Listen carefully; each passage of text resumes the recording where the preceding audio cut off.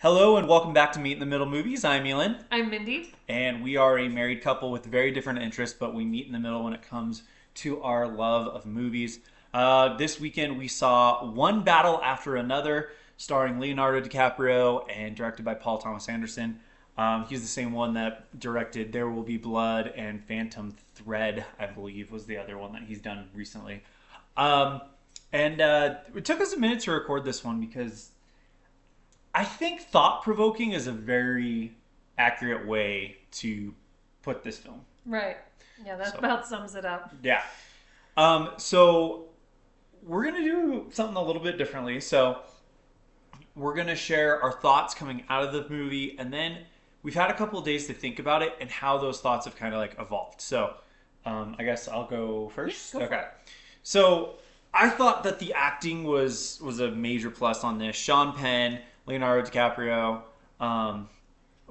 Sean Penn is probably the standout. He plays that creepy villain really, really well.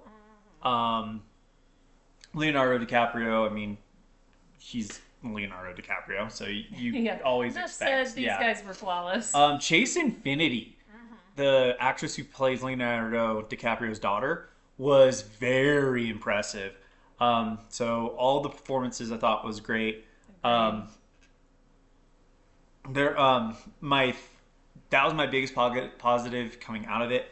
My biggest negative coming out of it was it's a very political story because these main characters, I don't want to call them protagonists because I don't think you're watching it, and I'll get into this later.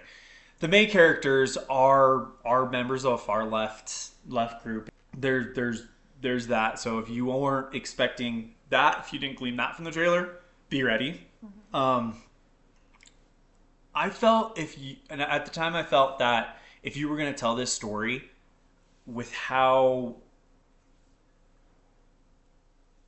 divided I think the country is over politics right now, I think you needed to in my mind, you needed to tell it with more nuance. You needed to have good guys and bad guys on the left, good guys and bad guys on the right. And we did get some people who crossed the line on the left, and they did pay for it, I guess you can say, in the film. But we didn't really get any redeeming qualities from the right. So I felt it was very, you know, it wasn't very nuanced in that matter. And I thought it could have done a better job there. Having said that, I still think they could have done a better job with that. But I've read some info and some quotes from people who made it, and we had some discussions. It was ultimately a comment that you made that got me thinking, okay, maybe there's a little bit, maybe I maybe I got the point of it, but I didn't appreciate the lesson of it.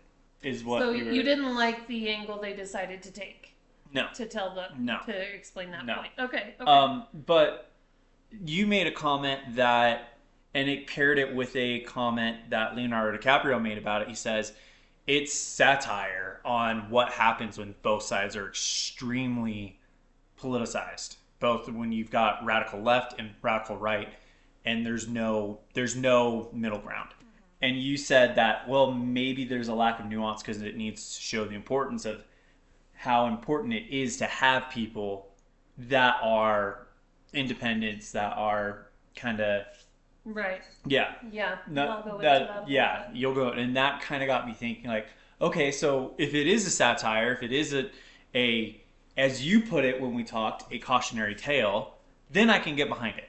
But my ultimate criticism is they were not clear enough in that messaging, in my opinion. So that's how my thoughts have kind of evolved. I walked out of it, and I think you could tell I was not a fan of some of the stuff they did, of a lot of the stuff they Hey, you did. were kind of fired up. Yeah, and Which, in a way, like, we almost kind of enjoy that movie experience as well because it gets us talking, right? It's just whenever, even if it's a movie that made us mad, it's kind of fun to talk about. I'm gonna preface this. I'm an independent. I'm not. I don't see myself one direction or the other. So that was kind of I think part of my gripes with it was that there wasn't nuance, there wasn't any representation of people who were actually, because everyone in this movie, it's either they are on the side of the left or they're on the side of the right. There is no middle ground. There is no, Yeah. anything like that. But you made some really, in the last couple of days, paired with some things I've learned about it, you made some really good arguments, I felt. Okay, so when I first went into this movie, what kind of threw me the most was that having only seen the previews and not learning anything about the plot beyond that, I thought it was going to basically just be messy taken. And certainly we have some good moments with Leonardo DiCaprio's character being a bit of a bungling idiot. And it's really, that part's really fun if you're going into it expecting that. You will get that.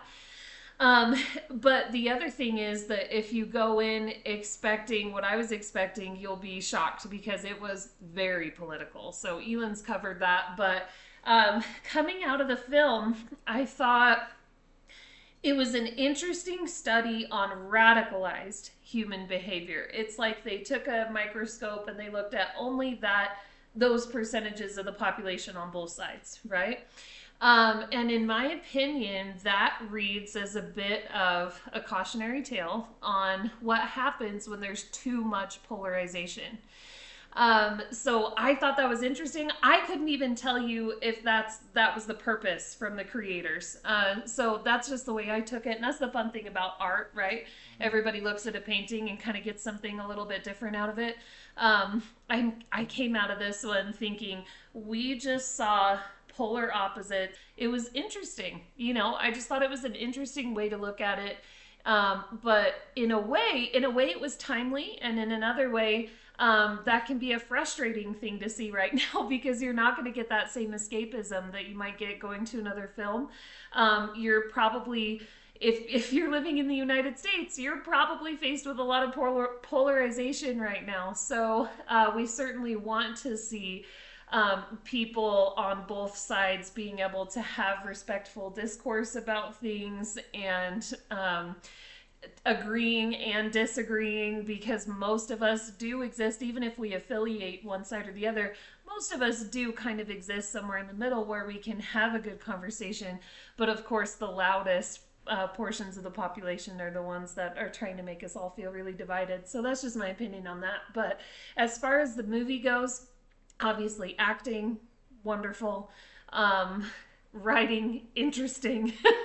I liked how, okay, on a more movie side of things, getting away from some of the political, I think that the cinematography really helped tell the story in a unique way. There's a scene at the end where you're getting this very specific camera angle of one car following another car, and you kind of don't totally know why they made that choice until it becomes absolutely pivotal to the plot in that moment. You had to see it from that angle to understand something that happens. And I just thought that was so cool. So from a nerdy film nerd perspective, I just thought that was really, really awesome. And a couple of other really unique choices in the filming style that sort of had some of it felt a little bit like action shows from when I was a kid, and others of it were angles I'd never seen before, things like that. So really great artistic choices here. Interesting, thought-provoking politically, so just be ready for that. And probably not one to take the little kids to. Definitely not one to take the little kids to. It is a pretty hard R. Looking back at some of the story devices, there are some things that are, quite frankly, pretty ridiculous. I mean, there's some... So there's a group that a faction in it called the Christmas Adventurers Club. They say Hail Saint Nick and things like that. I mean, that might be your first clue of the satire there. It's satire. Yeah. But back to kind of that, what you were talking about. For me, the standout was Chase Infinity. Yeah. In her role as the daughter. Definitely want to see more of her. Yeah, for sure. Again, that she has one scene with Sean Penn where they're going head to head, and she's keeping up with them. I mean, no kidding. It is absolutely fascinating to see it. And that's also a nod to the directing, I think. Obviously her acting job, but just they really got a lot out of those actors working together. Yeah, there's another actor in it. I'll have to look it up. Well, you. Oh, I want okay. to say it was. Oh, I want to double check before I get this. I always get You're good. him and one other guy confused. Definitely the actor interactions were a masterclass in acting. And I think it's really cool that they can take such satirical subject matter, but still make you connect. Sometimes I think there's a risk of that going so melodramatic that you just kind of roll your eyes at it. But they still made you love certain things about some of the characters, hate certain things about others. And I think that was genius. Benicio del Toro. Oh, yes. He has a.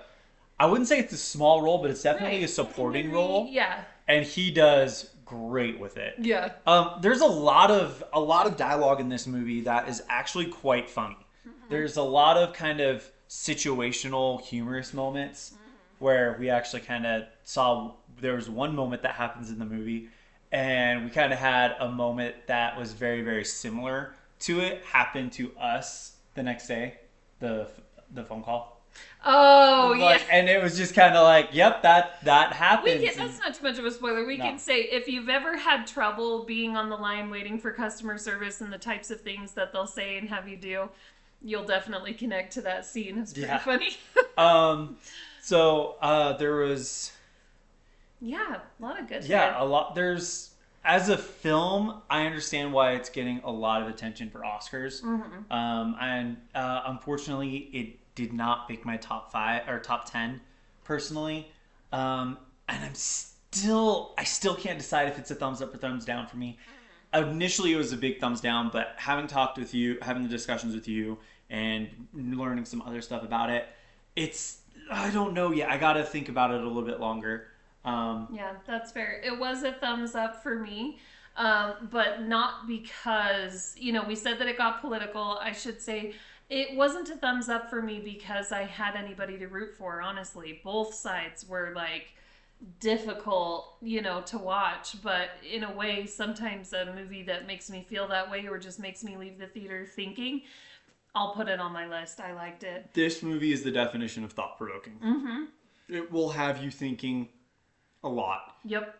And I did not. I anticipated something, but not as much as Yeah. you know. Even though they don't really give you a hero to root No. for, maybe they kind of do. I didn't see it that way. No. But it was definitely fascinating, if nothing else. Yeah.